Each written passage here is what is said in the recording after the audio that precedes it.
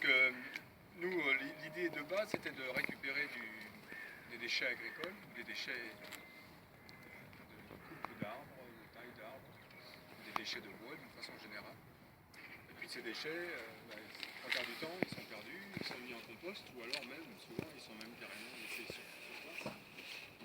Donc ça nous a un peu interpellés. On s'est dit, avec mon fils, on va essayer de trouver une solution pour pouvoir valoriser ces déchets-là. Donc on a remis au goût du jour un vieux système qui existait, qui est vieux comme le monde, qui s'appelle le gazogène, qui est un système qui, pour ceux qui ne savent pas, qui transforme le carbone, donc tout ce qui est à base de carbone, donc le bois en l'occurrence, il n'y a pas que le bois, on peut faire d'autres choses aussi, des plastiques aussi, des caoutchoucs, qui permet de transformer cette matière première-là en gaz, en les gazifiant par une technique qui est assez simple. Hein, on met tous les produits à base de carbone dans un four que l'on élève à très très haute température, et le fait d'élever le carbone à très haute température, ça le gazifie, ça le volatilise, et on retire de ce gaz un gaz combustible qui s'appelle le CO,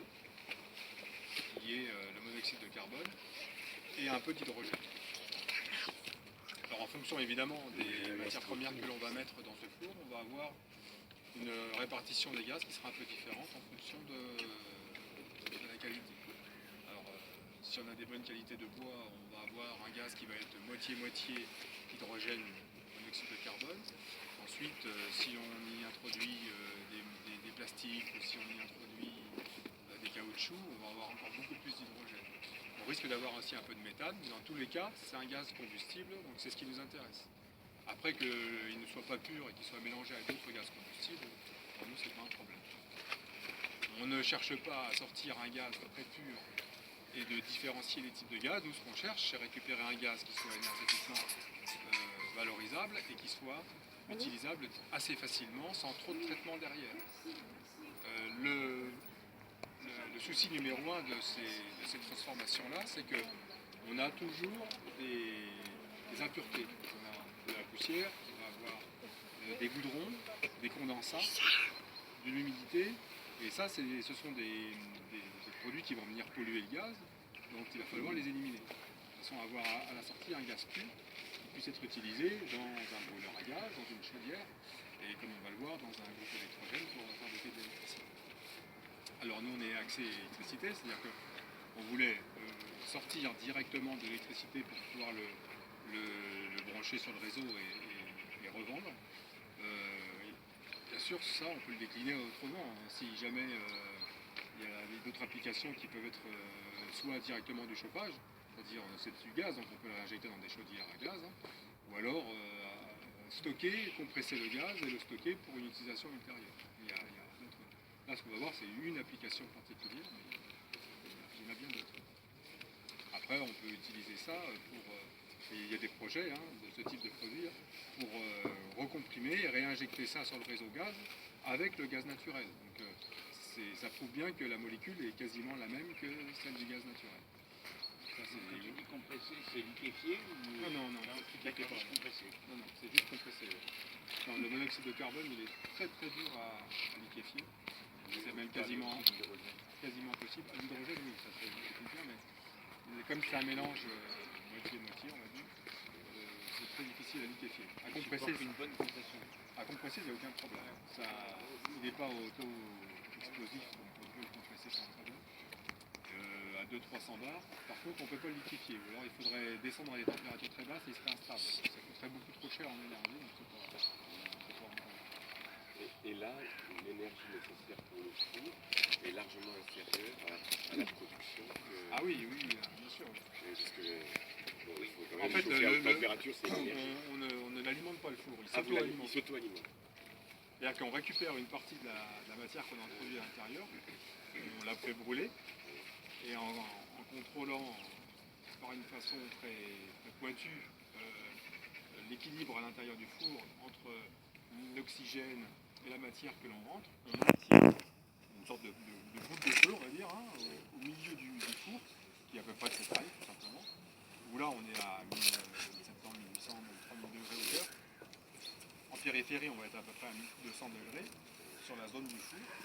Et on fait passer toutes ces matières à l'intérieur de cette boule de feu, schématiquement. Et ça, cette boule de feu, elle est alimentée avec la matière qui descend. Donc, du coup, on n'introduit pas d'énergie supplémentaire, hormis la biomasse que l'on met, évidemment. Alors après, en termes de rendement, eh ben, c'est simple, hein, on va avoir une déperdition qui va être, de par le cracking, de la chaleur. Et ça, cette déperdition, on la connaît très bien, elle est de 27%. C'est-à-dire qu'on a un bilan global en gros de 70% sur le rendement. Pas polluant, c'est pas ça, on va le tuer s'il dit ça. Mais il est le moins polluant de tous les gaz. En plus, le CO2, on va voir, avec ce système-là, on stocke une bonne partie du carbone. Donc maintenant, si on fait l'analyse depuis le départ jusqu'à la fin, on a un bilan carbone sur la chaîne, et ça vous avez trié, qui est positif. C'est-à-dire qu'on va stocker plus de carbone qu'on va en consommer. Il n'y a pas beaucoup d'applications aujourd'hui puisqu'il n'y a pas de pétrole. Il n'y en a même pas du tout, à part le solaire. Donc on va... Pourquoi? Je vais vous expliquer pourquoi. Parce qu'on a des déchets, et ces déchets, ce sont des tout petits morceaux de charbon de bois. Et ces charbons de bois, d'ailleurs, qui ont d'autres applications par la suite, c'est un sous-produit, un coproduit. Et ce charbon de bois, il fixe le carbone définitivement pour des milliers d'années. Et on a à peu près une vingtaine de pourcents de charbon de bois créé par rapport à la matière organique que l'on met au départ. Et ce charbon de bois-là, il est piégé définitivement. Donc on a un stock de carbone. Sauf si on le met dans le barbecue après. Ouais, évidemment. Non, mais il y a d'autres applications parce que maintenant ils se sont trouvés que c'était plus intéressant de le mettre en amendement dans les terres agricoles. Parce qu'il y a, des fonctions d'amendement et du coup ils réduisent les quantités d'intrants, des quantités d'azote, etc. Ce sont des maisons pour les bactéries. Ça s'appelle le biochar, donc actuellement il y a des essais, il y a même une société qui fait du biochar. Là je vais vous en montrer du biochar. On va l'inventer parce que c'est. Donc il s'en parle dans le monde, du biochar. À la base c'était du charbon de bois qui était issu de forêts de sol comme ça. Donc ça peut être un produit. Ça peut être un produit que tu vas produire aussi en plus. Un produit, alors bon, j'en fais de très faibles quantités, mais ça vous pourrez très bien envisager une installation qui serait axée à la production de biochar. Alors bon, moi je l'ai réglé évidemment à l'inverse, c'est-à-dire je l'ai réglé pour avoir le minimum de biochar et fabriquer le plus d'énergie possible, mais à la limite on pourrait très bien envisager de dérégler le four, de régler autrement on va dire, de façon à créer beaucoup plus de charbon de bois et de faire moins d'énergie. C'est qu'un réglage en fait. Alors pour l'instant c'est Thierry Bourrel qui me fournit beaucoup de bois qu'il a de par chez lui, des petites plaquettes. Ensuite il y a d'autres, il y a tous les systèmes des entreprises qui font du recyclage comme la PAG à Castel. Il y a des grands groupes nationaux qui commencent maintenant à récupérer des bois de recyclage qui broient, etc. Donc il y a des possibilités. Ensuite, j'ai des tapsures qui viennent de la scierie de Montèche. Enfin voilà, il y a beaucoup de... J'ai pas encore cherché.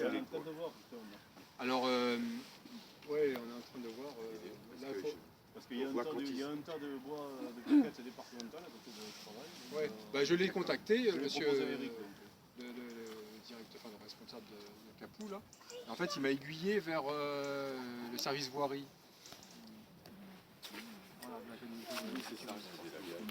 Service voirie, qui eux ont pas mal de déchets. Ils laissent tout un tas de familles. Non, puis même Marc, il le stocke dans quand il s'est fait. C'est ça qui stocke agricole.